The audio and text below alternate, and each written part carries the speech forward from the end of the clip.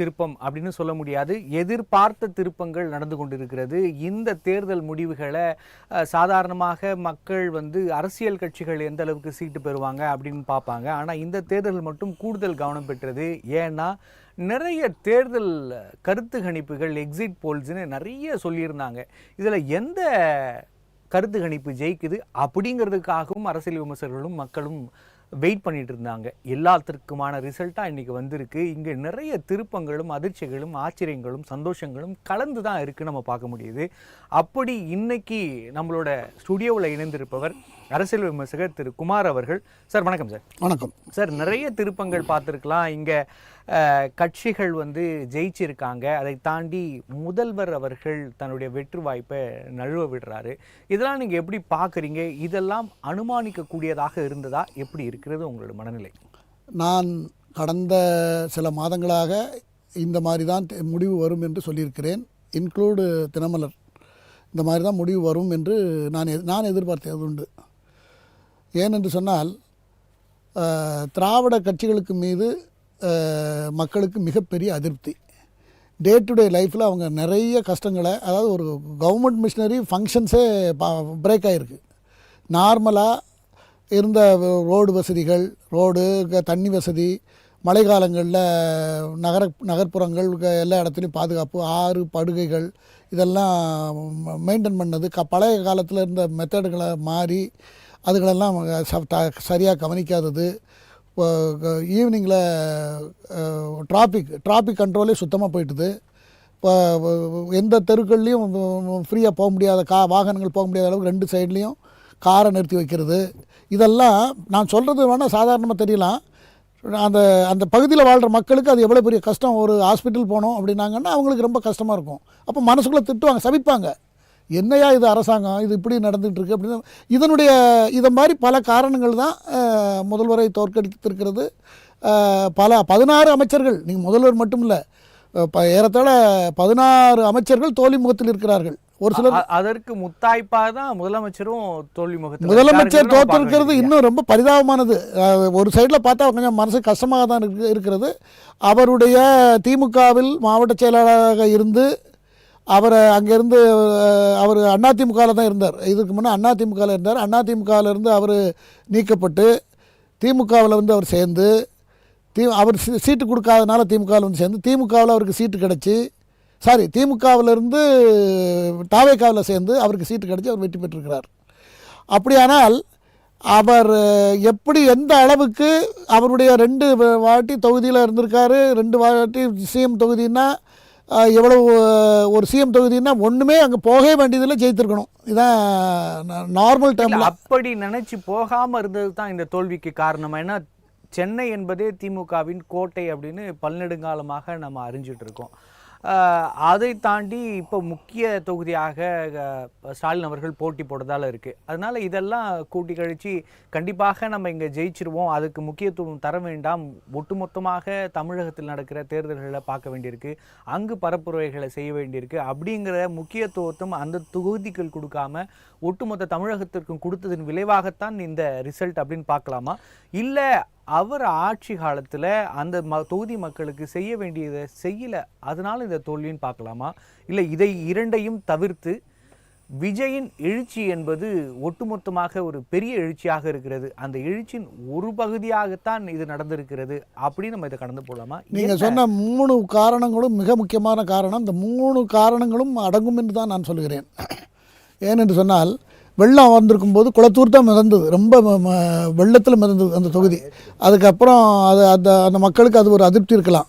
அது தவிர ஜென்ரலாக என்ன தான் அவருடைய தொகுதியாக இருந்தாலும் மின்சார கட்டணமும் ஒயின் ஷாப்பும் அதே சமயத்தில் வாட்டர் டேக்ஸு, ப்ராப்பர்ட்டி டேக்ஸு இதெல்லாம் கண்ணா பின்னான்னு 150 மடங்கு உயர்ந்ததுக்கு பிறகு அவங்க கட்டித்தானே ஆகணும். எங்களுடைய முதல்வர் தொகுதின்னு அங்கே அவங்களுக்கு விதிவிலக்காக இருக்கிறது. அதனால் அது ஒரு காரணம். அடுத்தபடியாக காரணம் பெரிய சுனாமி. விஜய்ங்கிற ஃபேக்டர் ஒரு பெரிய சுனாமியாக வந்திருக்கிறது. அந்த சுனாமி சுழற்சியில் அவரும் சிக்கிக்கிட்டார். ஏன்னா மாற்றத்தை நோக்கி மக்கள் ஒரு பெரிய புரட்சி பண்ண ஆரம்பித்து விட்டார்கள், அரசியல் புரட்சி. கடைசியில் கொஞ்சம் முக்கியமாக அவர் எடுத்து வைத்த வாதத்தில் மிக முக்கியமான வாதம், நான் அதை பாராட்டியிருக்கிறேன். நான் அதை அப்படி அவர் செய்ய வேண்டும் என்று கூட நான் கடந்த மாதங்களில் பேசியிருந்தேன். ஊழலில் இன்றைக்கி நான் உங்கள்கிட்ட ரொம்ப ஃப்ராங்காக தினமலரில் பேசலான் இருக்கேன். ஒரு சாமானியர் ஒரு உத்தியோகத்தில் இருக்கிறவர், ஒரு 30,000 40,000 சம்பளம் வாங்கக்கூடியவர், கல்யாணம் ஆகி ஒரு குழந்தை இருந்ததுன்னா ஒரு வீடு வாங்கலாம், நம்மளால் முடிஞ்சது ஒரு வீடு வாங்கலாம்னு சொல்லிட்டு ஒரு இடத்த வாங்கி ஒதுக்குப்புறங்களில் ஒரு வீட்டை கட்டலான்னு ஒரு லோனை போட்டு 15 வருஷத்துக்கு லோனை போட்டு வாங்கிட்டு போகிறாருன்னா, அவர் கொண்டு போய் எங்கள் பிளான் சாங்ஷனுக்கு கொடுத்தா பிளானுக்கு அமௌண்ட்டையும் உயர்த்திட்டாங்க. அந்த அமௌண்ட்டை பொருட்டாகவே எடுத்துக்க மாட்டாங்க. அதுக்கு 4லேருந்து 5 மடங்கு அதே போல் லஞ்சம் கொடுக்கணும். அதுக்கு அங்கே ஒவ்வொரு ஆஃபீஸ்லையும் ஒருத்தர் இருப்பார். அவர் எல்லாம் பேரம் பேசி எல்லாம் பேசி பணம்லாம் கொடுத்து அவரே பிளான் சாங்ஷன்லாம் வாங்கி கொடுத்துருவார். இது இப்போ நடைமுறை. இது அந்த ஆட்சியிலையும் இருந்து இந்த ஆட்சியிலும் இருக்குது. இந்த ஆட்சியில் கொஞ்சம் ஜாஸ்தியாக இருக்குது. கடந்த மாதம் 2 தேர்தல் அறிவிப்புக்கு ஒரு 15 நாளைக்கு முன்பு திருவான்மியூர் டு உத்தண்டி, திண்டுக்கல்லில் ஒரு 7-8 ரோடுகள், அதே மாதிரி பழனி 2-3 மாவட்டத்தில் இருக்கிற அவுட்டர் ரோடு போடுவதற்கு ஒரு 80 சாலைகளுக்கு 2000 கோடி ரூபா ஒதுக்கி அது கெசட்டில் பாஸ் பண்ணி தேர்தல் அறிவிப்புக்கு 15 நாளைக்கோ ஒரு 20 நாளைக்கு முன்னால் அதை டெண்டர் கொடுத்து, அந்த டெண்டரில் ஒரு சில கம்பெனிகள் அதில் டெண்டர் போடுறாங்க. அதில் 1300 கோடி ரூபாய்க்கு ஒரு நிறுவனம், அது பல ஆண்டு காலமாக கிட்டத்தட்ட 30-40 வருஷமாக ஃபீல்டில் இருக்கிறது. அந்த நிறுவனம் கோட் பண்ணி போட்டிருக்காங்க 1300 கோடி ரூபா. இன்னொரு நிறுவனம் 1200 கோடி ரூபா. ஒரு நிறுவனம் 1968 கோடி ரூபாய்க்கு போட்டிருக்கிறது. அரசாங்கத்தினுடைய முறை என்ன? எது கம்மியாக கிடைக்குதோ அதற்கும் அதே குவாலிட்டி குவான்டிட்டி எல்லாமே சரியாக இருக்கிறத பார்த்து டெண்டர் கொடுக்கணும். அதுதான் விதி. அந்த கோட்பாட்டுடைய விதி அதுதான். ஆனால் இவர்கள் என்ன செய்து விட்டார்கள் தெரியுமா? அந்த 1968 கோடி ரூபாய்க்கு கொடுத்த கம்பெனிக்கு கொடுத்துட்டாங்க, டெண்டர் அலாட் பண்ணிட்டாங்க. அவங்க 1300 கோடி கொடுத்தவர் நேராக கோர்ட்டுக்கு போகிறாரு. கோர்ட்டுக்கு போனால், நான் பேரெல்லாம் சொல்ல வேண்டாங்கிறது தான் சொல்லலை, கோர்ட்டுக்கு போனால் கோர்ட்டு எல்லாத்தையும் பார்த்துட்டு ஆவணங்கள்லாம் செக் பண்ணி, அரசு ஆவணங்களெல்லாம் செக் பண்ணி கடைசியில் ரத்து பண்ணி விட்டுட்டு, அதே போய் முடியாதுன்னு சொல்லி தள்ளுபடி பண்ணி விட்டது. இது சமீபத்தில் நடந்தது. ஒரே டீலில் 700 கோடி ரூபா. இது மாதிரி 1000 காரணங்கள் இருக்கிறது கீழே. இது பெரிய அளவில், சின்ன அளவில் அஃபீஷியல், அதாவது பியூரோக்ராட்ஸ் சைடில் நான் சொன்னது இந்த மாதிரி இது இபி கனெக்ஷன். ஒரு வீடு கட்டிட்டீங்க, பிளான் வாங்கிட்டீங்க, அதுக்கடுத்தால இபிக்கு போகணும். இபிக்கு ஒரு 75,000 ரூபா எல்லோரும் அனுபவிச்சிருப்பீங்க. நான் சொன்னதெல்லாம் 75,000 ரூபா கட்டணும் அப்படின்னாக்கா 3 லட்ச ரூபா லஞ்சம் கொடுத்தா தான் இபி கனெக்ஷன் உங்களுக்கு. அதுக்கப்புறம் வாட்டர் டேக்ஸ், அதுக்கப்புறம் ட்ரைனேஜ் வாட்டர், எல்லாத்துக்கும் லம்சமாக இப்போ அரசாங்கம் பழைய மாதிரி இல்லாமல் இப்போ நிறைய சம்பளமாக கொடுக்காங்க. 80,000 1 லட்ச ரூபா இபியில் இருக்கவங்களாம் கொடுக்காங்க. இதுக்கு அப்புறமும் இவங்க ஏன் இதை செய்கிறாங்கன்னா, அரசாங்கமே அப்படி தானே இருக்குது. நாம வெக்கமே இல்லாமல் நடந்துகிட்டு இருக்கு. இது மக்களை பாதிக்குமா இல்லையா? இந்த பாதிப்பு தான் அரசாங்கத்தை பாதிச்சிருக்கு. இந்த சூழ்நிலை என்பது தொடர்ந்து தமிழகத்தில் இருந்திருக்கு. அது வெக்கப்பட வேண்டிய விஷயமா இருந்தால் கூட நடைமுறையில் தான் இருந்திருக்கு. ஆனால் அப்பொழுதெல்லாம் மாற்று சக்திகள்னு எல்லா எலெக்ஷன்லேயும் ஒரு சக்தி வரும், ஒரு கட்சி வரும். அப்பெல்லாம் இந்த அளவுக்கான ஆதரவு அவர்களுக்கு கொடுக்கவில்லை. ஆனால் விஜய்க்கு கொடுத்துருக்காங்கன்னா என்னெல்லாம் காரணங்கள் விஜயை மக்கள் இந்த அளவுக்கு நம்ப நேசிக்க? விஜயை போல் ஒரு ஃபோர்ஸில் வரலன்னா இது இன்றைக்கி மேபி அதிமுக ஜெயிச்சிருக்கும். இன்றைக்கி உள்ள சூழ்நிலை. ஏன்னா இந்த வெறுப்பு பூரா அங்கே தான் போயிருக்கும், வேறு ஆல்டர்னேட்டிவ் கிடையாது. இப்போ நானே எடுத்துக்கோங்க, என் தொகுதியில் நான் ஓட்டு போடணுன்னா என்னுடைய கோட்பாடு என்னென்னா, ஒரு நல்லவருக்கு ஓட்டு போடணும். அந்த நல்லவருங்கிற என்ன கொஞ்சம் படிச்சிருக்கணும், ஓரளவுக்கு நல்ல ஒரு நியாயமானவராக இருக்கணும், ஒரு தியாக மனப்பான்மை, ஒரு சர்வீஸ் ஓரியன்ட் மைண்ட் இருக்கணும், அரசாங்கத்தில் கிடைக்கிற ஊதியங்களை வாங்கி வச்சுட்டு அடக்க உடக்கமாக இருக்கணும். ஒரு கவுன்சிலர் 3 பங்களா, 2 கல்யாணம், 2 மனைவி, 4 மண்டபம் வச்சுக்கிட்டு இருக்கக்கூடிய கல்ச்சராக இருந்துக்கிட்டு இருக்குது. அதனால் இதெல்லாம் மாறணுன்னா வேட்பாளர் ஒவ்வொரு தொகுதியிலும் போடுற வேட்பாளர்லேருந்து அதை ஆரம்பிக்கணும். அப்படிப்பட்டவங்களுக்கு நம்ம ஓட்டு போட்டால் நல்லாயிருக்கும். நான் 20 வருஷத்துக்கு முன்னே பிரச்சாரம்லாம் பண்ணியிருக்கேன்.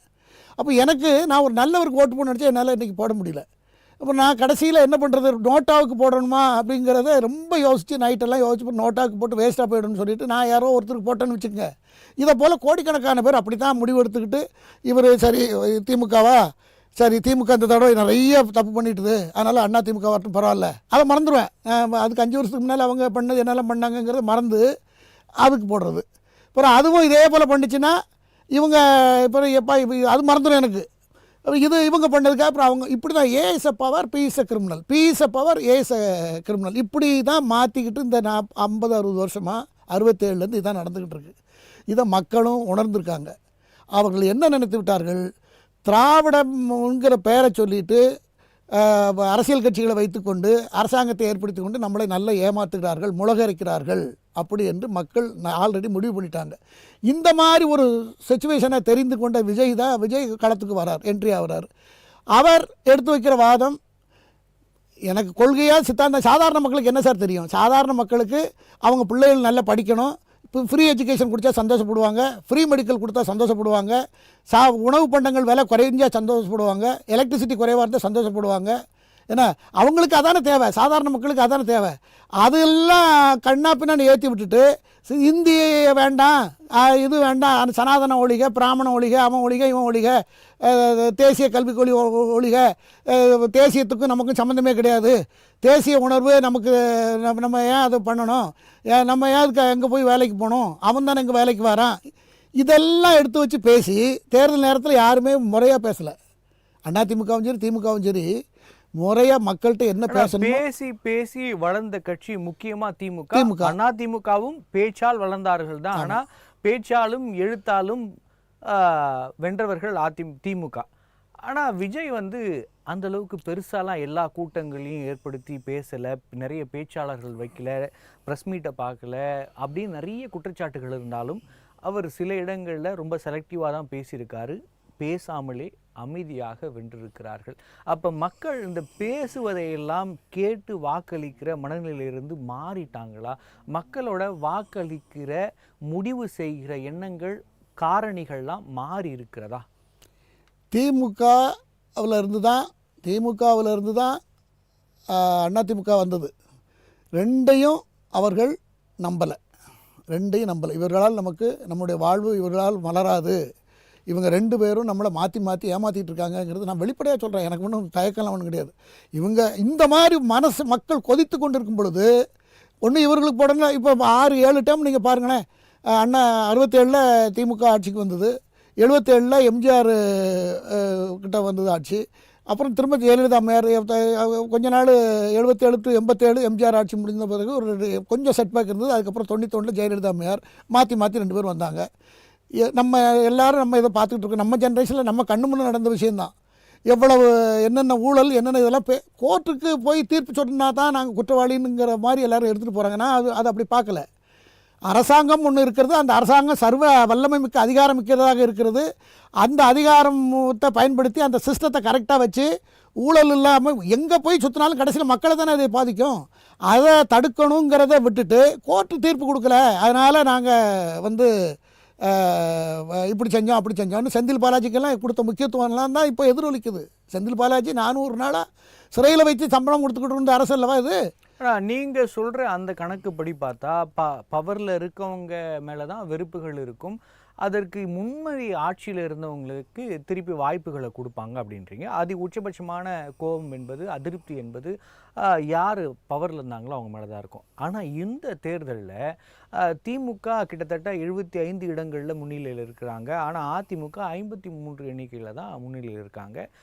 இவர்கள் 2 பேரும் தொட முடியாத இடத்துல தாவேகா இருக்குது நம்ம புரிஞ்சுக்கலாம். ஆனால் தாவேகா திமுக ஓட்டு தான் எடுப்பாங்க, அந்த வெறுப்பை தான் இவர்கள் மாற்றியிருக்கிறார்கள்னா ஏன் அதிமுகவுக்கு இந்த அளவு எண்ணிக்கையிலும் குறைந்திருக்கிறது, சதவிகிதத்திலும் குறைந்திருக்கிறது? அதிமுக தன்னுடைய சக்தியை திரு எடப்பாடி பழனிசாமியால் இழந்துவிட்டது. முக்கியமான தலைவர்கள், அந்த கட்சியில் இருக்கிற தொண்டர்களுக்கு நம்பிக்கை போய்விட்டது. பல பேர் கட்சியிலிருந்து பிரிந்து விட்டார்கள். அந்த கட்சியை ஆரம்பத்திலிருந்தே கட்சி பெரிதா தான் பெரிதா என்று யோசித்து கட்சி தான் பெரிது, எம்ஜிஆர் அதை ஆரம்பித்து ஒரு ஆலமரத்தை போல அவர் ஆரம்பித்து வைத்திருந்தார். எல்லா சர்வ சமூகத்தினரும் அந்த கட்சியில் இருந்தார்கள். ஆனால் திரு எடப்பாடி பழனிசாமி அவர்கள் எதேச்சதிகாரமாக சில முடிவுகளை எடுத்து எம்ஜிஆர் செய்யாத, திரு ஜெயலலிதா அம்மா செய்யாத பல காரியங்களை செய்ததனால் அந்த பல தலைவர்கள் கட்சியிலிருந்து விலகிவிட்டார்கள். சசிகலா அம்மையார் தனியாக கட்சி ஆரம்பித்து விட்டார், டிடிவி தனியாக கட்சி ஆரம்பித்து விட்டார், ஓபிஎஸ் போய் அங்கே அவங்களோட போய் சேர்ந்து அங்கே அவர் முன்னணியில் இருந்து கொண்டு இருக்கிறார். செங்கோட்டையன் போய் வெற்றி பெற்றிருக்கிறார்.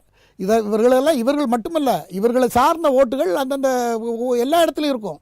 அப்போ இவங்கள்லாம் நம்மளை பாதிப்பை ஏற்படுத்துவாங்கங்கிறத அவர் உணரலை. நான்லாம் நிறைய பேசியிருக்கேன். நான் நிறைய எனக்கு இது உணர்ந்ததால தானே அதிமுக தொடர்ந்து தாவேக்காவோட கூட்டணி வைக்கணுங்கிற எல்லா முன்னெடுப்புகளும் எடுத்தாங்க. நேரடியாக அதிமுக பேசினதுங்கிற விஷயங்களும் பார்க்க முடிகிறது. பாஜகவும் கூட்டணிக்கு முயற்சி பண்ணாங்க, நம்ம பார்க்க முடியுது. பொதுவெளியில் நயினார்லேருந்து வானதியிலிருந்து தமிழிசை வரைக்கும் எல்லாரும் வந்து விஜயை விமர்சிக்கவோ இல்லை கூட்டணின்னு கேட்டால் நேரடியான ஒரு பதிலை தீர்த்து சொல்லவோ தயங்கினாங்க. பேசிகிட்டு இருக்கோம், பார்க்கலாம், முடிவெடுக்கலாம், விஜய் கூட்டணிக்கு வரட்டும், வந்தால் நல்லது தானே, திமுக ஒழிக்கணும்னு இப்படின்னு சுற்றி சுற்றி பேசினது எல்லாம் ஒரே இதுதான், விஜய்க்கு நாங்கள் திறந்திருக்கிறோம் அப்படின்னு பேசினதுக்கு பின்னணியில் இந்த கணிப்பு இல்லாமலா பேசியிருப்பாங்க? அப்போ இது தெரிந்துதான் விஜய் தனிப்பெரும்பான்மையாக ஆதரவு இருக்கிறதுன்னு என்பது தெரிஞ்சு தான் இந்த கட்சிகளை சேர்க்கல, அல்லது என் தலைமையில் யார் ஏற்றுக்கொண்டு வருகிறார்களோ அவர்களை நான் ஏற்றுக்கொள்கிறேன் அப்படிங்கிற ஒரு செக் வச்சாருன்னு நம்ம புரிஞ்சுக்கலாமா? நீங்கள் ரொம்ப நுட்பமான கேள்வி கேட்டிருக்கீங்க. இந்த கேள்வி வந்து ரொம்ப ஆழமாக சிந்தித்ததன் அடிப்படையில் உங்களுக்கு எழுந்திருக்கிற கேள்வியாக நான் அதை பார்க்கிறேன். உண்மை, நீங்கள் சொல்கிறது உண்மை. இந்த அத்தனைக்கும் இந்த உங்கள் கேள்விக்கு ஒரே பதில், இதை செயல்படுத்த முடியாமல் போனதற்கு திரு எடப்பாடி பழனிசாமி அவர்கள் தான் காரணம். இதை மத்திய அரசு எவ்வளவோ சொல்லியிருந்தது, கட்சி ஒற்றுமையோடு இருக்கணும், அதிமுக ஒற்றுமையாக இருக்க வேண்டும் என்று எவ்வளவு 6-7 வருஷமாக அவங்க சொல்லி பார்த்தார்கள். அதற்கு ஒரு கட்டத்தில் அண்ணாமலை பேரை சொல்லிட்டு பிரிவு நடந்தது. நயனார் நாகேந்திரன் வந்தார். அதுக்கப்புறம் கூடி பேசினாங்க, ஒன்று சேர்ந்தாங்க. அப்புறம் டிடிவி தினகரனை சேர்த்துட்டாங்க. கடைசி வரைக்கும் ஓபிஎஸ்ஸை சேர்க்கலை, சசிகலா அம்மையாரை சேர்க்கலை. இதெல்லாம் நடந்தது. அதுக்கப்புறம் எல்லா கட்டமும் முடிஞ்ச பிறகு விஜயோட கூட்டணி போடுறது. அங்கே சிஎம் டெப்டி சிஎம் டிஸ்பியூட் அங்கே இருந்தது. இவர் சிஎம் நாற்காலியை நான் விட மாட்டேன்னாரு. அவர் சொல்லிட்டாரு, திரு விஜய் சொல்லிட்டாரு, நான் எங்களை ஏற்றுக்கிடுறவங்களை நாங்கள் சேர்த்துக்கிறோன்னு அவர் முதல்ல சொல்லிட்டார், நாளே சொல்லிட்டார். அப்போ அதில் வந்து டிஸ்பியூட் ஆகி தான் அந்த கூட்டணி ஒர்க் அவுட் ஆகலை. அது ஒன்று. ரெண்டாவது, விஜயோட திட்டமிடலை நான் ரொம்ப பாராட்டுறேன். அவரோட திட்டமிடல் முதல்லேருந்து நீங்கள் பார்த்தீங்கன்னா இந்த ஸ்டைல் பாலிட்டிக்ஸை நம்ம இப்போ தான் இவர்கிட்ட தான் பார்த்துருக்கோம். இதுக்கு முன்னால் நம்ம பார்த்த ஸ்டைலெல்லாம் வேறு. எல்லாம் போடுவாங்க, ஒரு இடத்துல ஒரு பெரிய அரங்கம் அமைச்சு ஒரு மாநாடு போல் ஒன்று நடத்துவாங்க. அதெல்லாம் விட்டுட்டு நீட்டாக ஒரு 20 ஏக்கர் 30 ஏக்கர் 5 ஏக்கர் 10 ஏக்கருங்கிற இடத்த எடுத்து ஒவ்வொரு ஊரில் அதுக்கு நிறைய செலவு பண்ணி அவங்க எல்லா ஏற்பாடுகளும் பண்ணி நல்ல அழகாக டீம் ஒர்க் பண்ணி எல்லாத்தையும் வர வச்சு கார் நிறுத்ததுக்கெல்லாம் இடங்களை ஏற்பாடு பண்ணி முதல்ல சக்ஸஸாக பண்ணார். எல்லா கூட்டத்தையும் நல்லா நடத்தினார், பெரிய கூட்டம். கடைசி கரூரில் வந்து ஒரு தகாத சம்பவம் நடந்து விட்டது. அந்த சம்பவத்துக்கு வந்து அவர் மேலே இதில் சுற்றி காரணத்தை பார்த்திங்கன்னா, இதில் செந்தில் பாலாஜி தான் சுற்றி வருவார். கடைசி இது எதிர்காலத்தில் என் வாயினால நான் சொல்ல வேண்டாம்னு நினைக்கிறேன். அவர் மேலே அவருக்கு அது கோபம் நிறைய இருந்திருக்கிறது. அது நாடு பூரா பரவி இருக்கிறது. கரூரில் அவரை பழியாக்க முயற்சி பண்ணதை அவர் வாயினாலே சொல்லியிருக்கிறார்.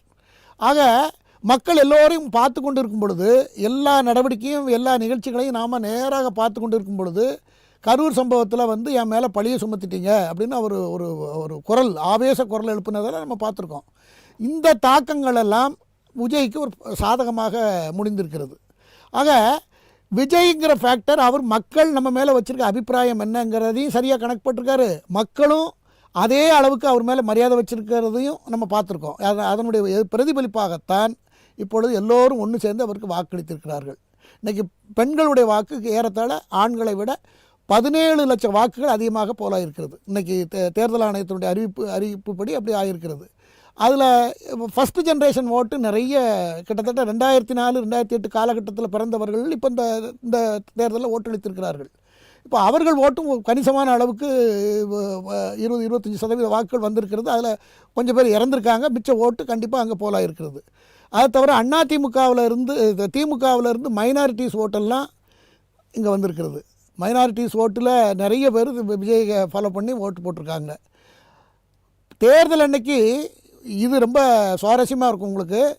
தேர்தல் அன்னைக்கு என்கிட்ட சொன்னதை வச்சு நான் உங்களுக்கு சொல்கிறேன். சில சின்ன பசங்க சொன்னது, தேர்தல் அன்னைக்கு இந்த துண்டை போட்டுட்டு எங்களுக்கு பணம் கொடுத்தாங்க, நாங்கள் வாங்கிக்கிட்டோம் பணத்தை வாங்கிட்டு நாங்கள் அப்போ வாங்கிட்டேன், நான் சும்மா கிண்டலாக கேட்டேன், நான் வாங்கிட்டா இப்போ நீ தாவேக்கில் இருந்துக்கிட்டு பணம் வாங்கிட்டு இப்போ ஓட்டு எப்படி போடாமல் இருக்க முடியும்னா, அதெல்லாம் கிடையாது, நீங்கள் எங்கே இருக்கீங்க, நாங்கள் ஏன் இப்படி போடணும், பணம் என்ன அவங்க விட்டு பணமா, எங்கள் பணத்தை தானே எங்களுக்கு கொடுத்துருக்காங்க, நாங்கள் எங்களுக்கு செலவுக்கு தேவை, நாங்கள் நான் வேலைக்கெல்லாம் போகலை, பணம் எங்களுக்கு தேவை, நாங்கள் செலவுக்கு வச்சுருக்கோம். அன்றைக்கி தேர்தல் அன்றைக்கி அந்த பசங்க கையில் அங்கங்கே பெஞ்சில் உட்காந்துட்டு இருந்திருக்காங்க இல்லையா, இவங்களுக்கெல்லாம் சாப்பாடு வாங்கி கொடுக்குறது, இந்த செலவுக்கு இவங்களே பணம் கொடுத்துருக்காங்க.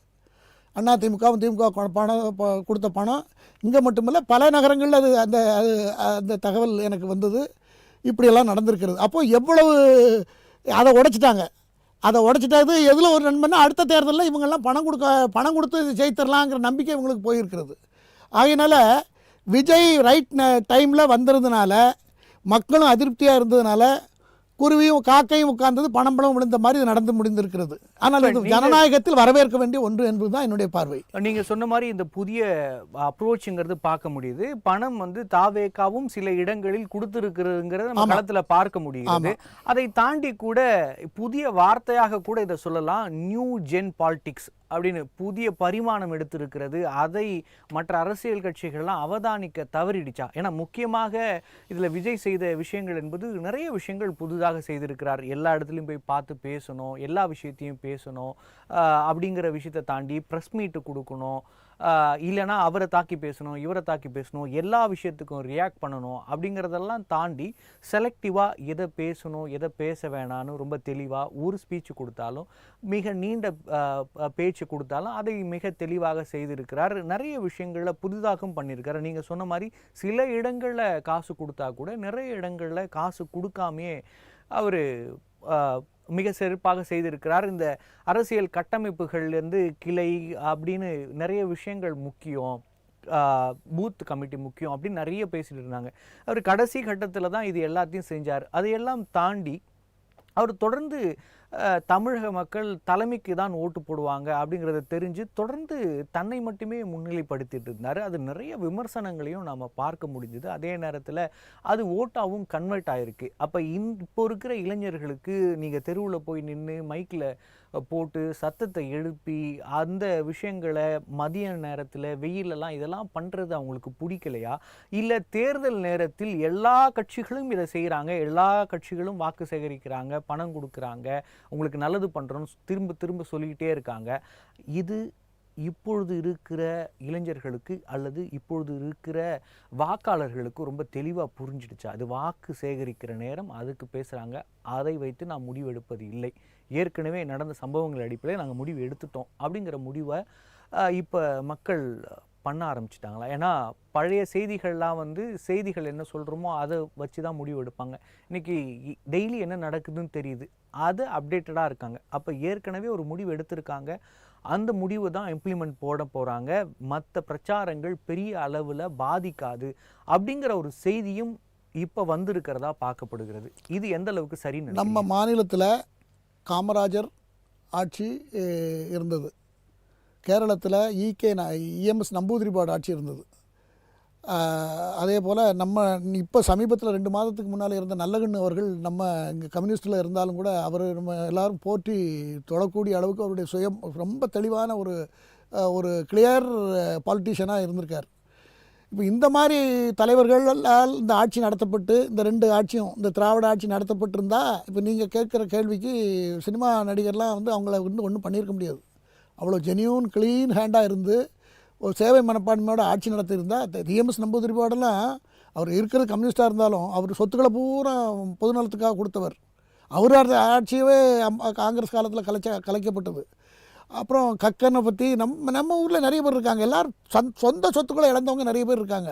அப்படிப்பட்டவங்களாக இருந்து இந்த தலைவர்கள்லாம் இருந்தாங்கன்னா, இப்போ இந்த சினிமா ஃபீல்டெல்லாம் அவங்கள அசைச்சே பார்க்க முடியாது, கிட்ட கூட நெருங்க முடியாது. சினிமாவில் வந்த பிரபலமாக கூட இவங்களுக்கெல்லாம் அந்த வரணும்னு எண்ணம் கூட வராது. அவங்கள எடுத்து போட்டிட்டு நம்ம ஜெயிப்போங்கிற எண்ணம் கூட வந்திருக்காது. இங்கே செய்கிறது பூரா அக்கிரமம் சார், செய்கிறது பூரா அக்கிரமம். சேவைங்கிறதே கிடையாது. ஆட்சி, அப்புறம் ஆட்சிக்கு மேலே டைனாஸ்டி, ஆட்சியில் சம்பாதிக்க வேண்டியது, டைனாஸ்டிக்கு ஆக அதை பாதுகாக்க வேண்டியது, இவ்வளோ தான் அவங்களுடைய கடமைங்கிற மாதிரி ஆகி போயிட்டுது. வெளிநாட்டெல்லாம் கொண்டு பணத்தை பதுக்கிறது சேர்க்கறது இதெல்லாம் ஆயிட்டுது. இதை மக்களுக்கும் தெரியுது. இப்போ இவ்வளவு வேகமாக எப்படி ஒரே ஸ்ட்ரோக்கில் எப்படி வந்திருக்குங்கிற ஆட்சியும் உங்களுக்கு வரலாம். ஆனால் அதற்கு காரணம் இந்த ஸ்மார்ட் ஃபோன் தான் காரணம். எல்லா விஷயத்தையும் எல்லா இடத்துலையும் நாம் அமெரிக்காவில் நடந்ததை நம்ம ஊர் பஸ் போக்குவரத்து இல்லாத கிராமத்தில் இருக்கிறவன் ஒரு ஸ்மார்ட் ஃபோனில் தெரிஞ்சுக்கலாம். அந்த மாதிரி டெக்னாலஜி வந்துட்டுது. அதனால் இளைஞர்கள் வந்து நான் திரும்ப திரும்ப எல்லா இடத்துலையும் சொல்வது என்னவென்று சொன்னால், ஒரு கோட்பாடே இருக்கிறது. தாமஸ் ஜெபர்சன் அமெரிக்காவுடைய ஜனாதிபதி, அவர் தெளிவாக உன்னை சொன்னதாக அம்பேத்கர் குறிப்பிடுகிறார். அதாவது ஒரு தலைமுறை ஒரு நாட்டுக்கு சமம், ஒரு தலைமுறை ஒரு நாட்டுக்கு சமம். ஒரு நாடு எப்படி இன்னொரு நாட்டை கட்டுப்படுத்த முடியாதோ அதை போன்று ஒரு தலைமுறை இன்னொரு தலைமுறையை கட்டுப்படுத்த முடியாது, கட்டுப்படுத்தக்கூடாது என்று தாமஸ் ஜெபர்சன் சொல்லியிருக்கிறார் என்று அம்பேத்கர் அவர்கள் அவருடைய நூலில் மிக தெளிவாக குறிப்பிட்டிருக்கிறார். இதுக்கு என்ன பொருள்? இப்போ இங்கே நடந்தது அதுதான்.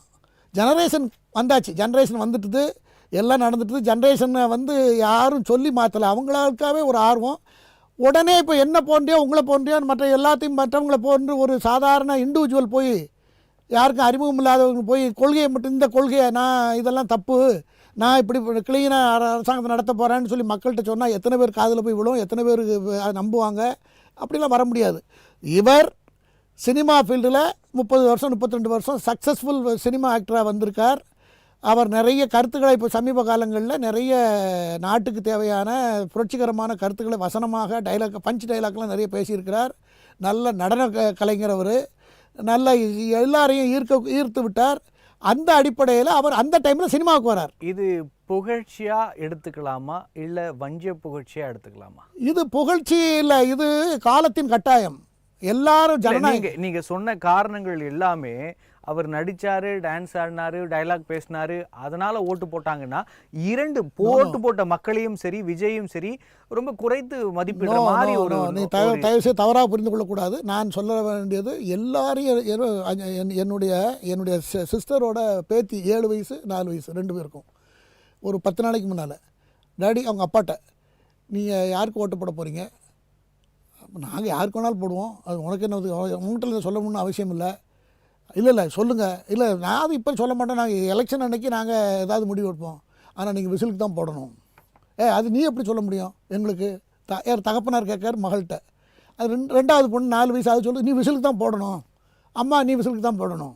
அப்போ அவங்க என்ன சொல்கிறாங்க, அதெல்லாம் நீ எங்கிட்ட சொல்ல முடியாது. அவங்க தமாசுக்கு தான் சொல்கிறாங்க, இது என்ன சொல்லுதுன்னு. ஆனால் நீ இப்போ சொல்கிறதெல்லாம் நாங்கள் கேட்க முடியாதுன்னு இவங்க ஒரு இடத்துல சொல்கிறாங்க. அதுக்கு அந்த குழந்தைங்க என்ன சொல்ல தெரியுமா? அப்படி கேட்கலன்னா அப்போ நீங்கள் சொல்கிறத நாங்கள் ஏன் கேட்கணும்?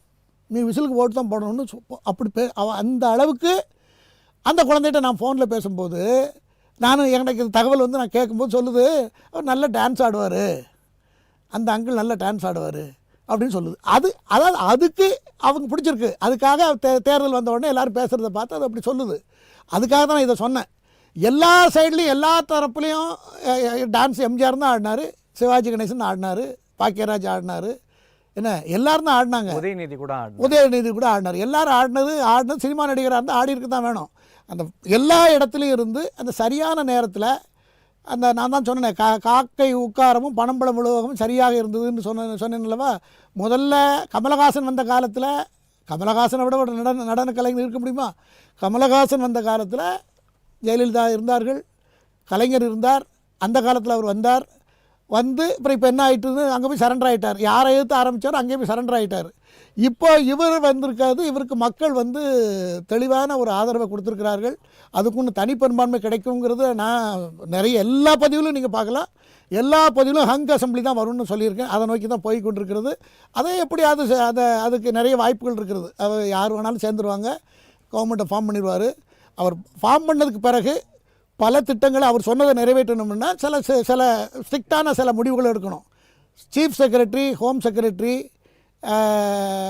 உள்துறை செயலாளர், அப்புறம் மாவட்ட ஆட்சித்தலைவர்கள், IG, DGP, commissioner, SP, AC உட்பட அதிகாரிகளெல்லாம் க்ளீன் ஹேண்ட் நேர்மையானவர்களை போடணும். கடமையை செய்கிறவங்களாக இருக்கணும்.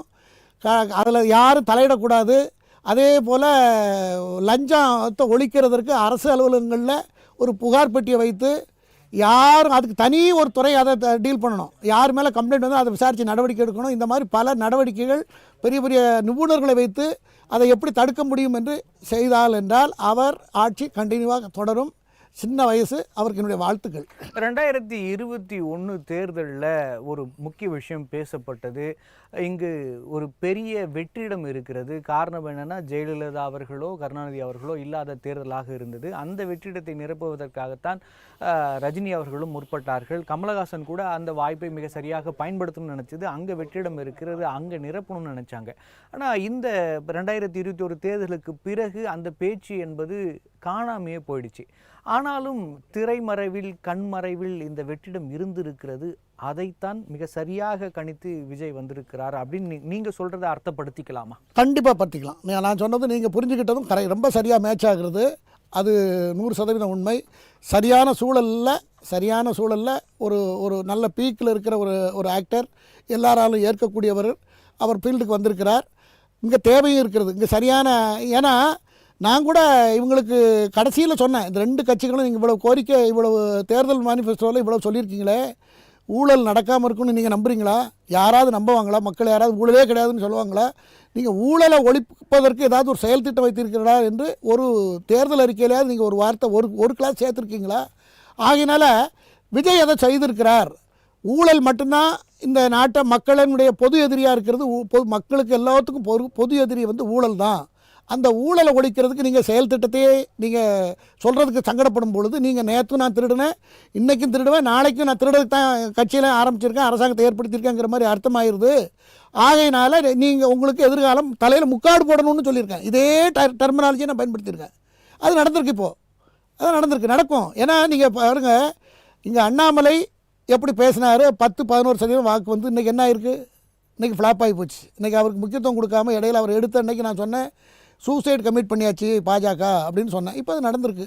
அரவிந்த் கெஜ்ரிவாலுடைய உண்ணாவிரத்தை துவக்கி வச்சது நானும் நான் கூட இருந்தேன். நானும் மிஸ்டர் கல்யாணம், மகாத்மா காந்தி செக்ரட்டரி கல்யாணம் 100 வயசில் இறந்து போயிட்டார். நாங்கள் 2 பேரும் தான் டெல்லியில் போய் அது திறந்து, அவர் இனாக்கள் அன்றைக்கி ஊழலுக்கு எதிராக இருக்கிறதுனால. அப்போ அந்த இதில் கூட ஊழலுக்கு எதிராக அவர் எடுத்ததுனால அவர் அரவிந்த் கெஜ்ரிவால் ஆட்சியை பிடிக்க முடிந்தது. 2 முறை டெல்லியில் ஆட்சியில் இருந்தார், பஞ்சாப்லேயும் ஆட்சியை ஏற்படுத்தினார். அதுக்கப்புறம் வேறு கதை, அது அந்த ட்ராக் மாறினா வேறு மாதிரி ஆகிடுதுன்னு வச்சுக்கோங்க. ஊழல் தான் இன்றைக்கி சமூகத்தில் பெரிய எதிரியாக இருக்கிறது. அந்த ஊழலை இவர் கரெக்டாக அடித்தார். AK-47 வச்சு அடித்ததுனால மக்கள் கடைசி 3 நாளில் சாலிடாக எல்லோரும் ஓட்டு போட்டிருக்காங்க. அதனால் வந்திருக்கிறது. அதில் எனக்கு ஏன்னா இதை எதிர்பார்த்த ஒன்று தான். அவர் இதை செய்ய தவறினார்னா அவரும் நிற்க முடியாது ஃபீல்டில். மக்களும் அவேராக இருக்கணும். அதுதான் என்னுடைய கருத்து. சரி, நீங்கள் சொன்ன மாதிரி அதிமுகவோட இந்த அளவுக்கு பின்னடைவுக்கு முக்கியமான காரணமாக பார்க்கப்படுகிறது. நீங்கள் சொன்ன காரணத்தில் ஒன்று, அண்ணாமலை அவர்கள் அவரோட அந்த முழு பலத்தோட அல்லது முழு ஈடுபாட்டோட இல்லைன்னு தொண்டர்களும் மக்களும் நினைச்சது. அதற்கு பின்னாடியும் இன்னொரு காரணம் இருக்குது. அவர் அண்ணாமலை தலைவர் பதவியிலிருந்து நீக்கப்பட்டதற்கு எடப்பாடி பழனிசாமி அவர்கள் ஒரு காரணம். அப்படிங்கிற காரணமும் பாஜக வாக்குகள் அதிமுகவுக்கு போகிறதுக்கு ஒரு தடையாக இருந்தது. அண்ணாமலைக்கு வாக்கு அளித்தவர்கள்லாம் விஜய்க்கு வாக்களித்திருக்காங்க அப்படிங்கிற ஒரு செய்தியும் நம்ம பார்க்க முடியுது. அதையும் தாண்டி கூட கூட்டணி உடனடியாக எல்லோருக்கும் முன்பாக முடிவு செய்யப்பட்டு விட்டாலும் கூட தொகுதி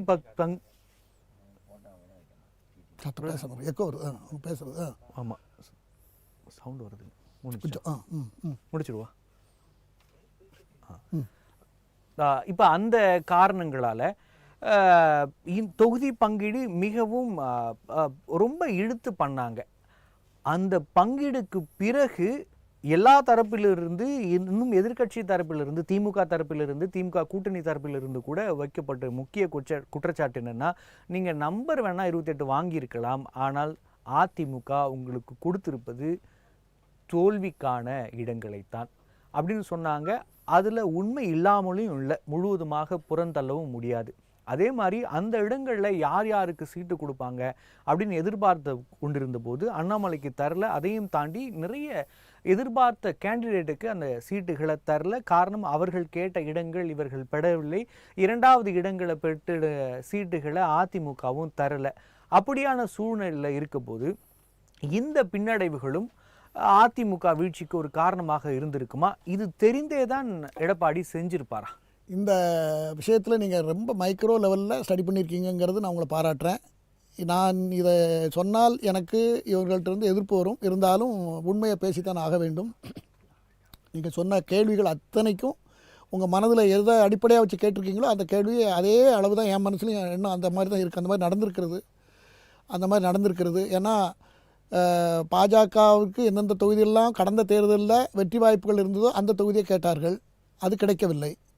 அதே போல் நயினார் நாகேந்திரன் வந்ததுக்கு பிறகு பாஜகவில்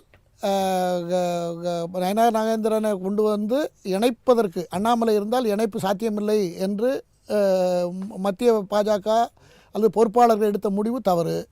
அடுத்தால நயினார் நாகேந்திரன் வந்ததுக்கப்புறம் சேர்த்ததுக்கு பிறகு பல தொகுதிகள், அதாவது தமிழ்நாட்டில் பாஜக பெருசாக ஒன்றும் வளரல, அது நம்ம ஒத்துக்கணும். ஆனால் அந்த அந்த அந்த பாஜகவினுடைய கல்ச்சரையும் பாஜகவினுடைய வளர்ச்சியும் ஆதரிக்கிற தொகுதிகள் இருந்து கொண்டே இருக்கிறது. 2004 காலத்திலேருந்து இருக்குது. அப்போ கடந்த தேர்தலில் அதுக்கு வாக்கு வங்கி எப்படி இருக்கிறது, 3வது இடம் வந்த தொகுதியெல்லாம் எங்களுக்கு கொடுங்க அப்படின்னு கேட்டு வாங்கியிருக்கணும். அதுக்கு காரணம் எடப்பாடி பழனிசாமி தான். எல்லா தவறுக்கும் காரணம் எடப்பாடி பழனிசாமி தானே தவிர இங்கே இருக்கிறவங்க சொல்லி எதுவுமே நடக்கல. அமித்ஷா சொல்லியே நடக்கலையே சார். அமித்ஷா அவர்கள் டெல்லியிலேருந்து சொல்லி நடக்காமல் எரிச்சப்பட்டு விட்டு போனது வச்சு திரும்ப தானே புத்தூர் கட்டு போட்டு தானே அந்த அந்த திரும்ப அதை சரிப்படுத்தினாங்க. எல்லாமே ஒன்மேன் ஷோவில் முடிவெடுத்த முடிவுகள். அது மொத்தத்துக்கும் இதுக்கு பொறுப்பு வந்து எடப்பாடி பழனிசாமி அவர்களை தான் சாரும். வேறு யாரையும் குறை சொல்லி எந்த பிரயோஜனமும் இல்லை. அப்படி எடுத்த முடிவுனால தான் இன்றைக்கி பாஜக வந்து 11%, இப்போ ஓட்டு எவ்வளோ வந்திருக்குன்னு தெரியாது, 11% வரைக்கும் போயிருந்த பாஜக இப்போ இன்றைக்கி ஒரு இடத்துல கூட முன்னணி கூட இல்லாமல் இருக்கிறதுங்கிறது ரொம்ப வருத்தமாக. இடங்களில் வெற்றி பெற்றிருக்கிறார் போஜராஜன் அவர்கள், வெற்றி பெற்றிருக்கிறாருன்னு நம்ம பார்க்க முடியுது. மற்ற இடங்களில் இழந்திருக்கிறாங்க. நன்றி சார், நம்முடைய நேரலையில் கலந்து கொண்டு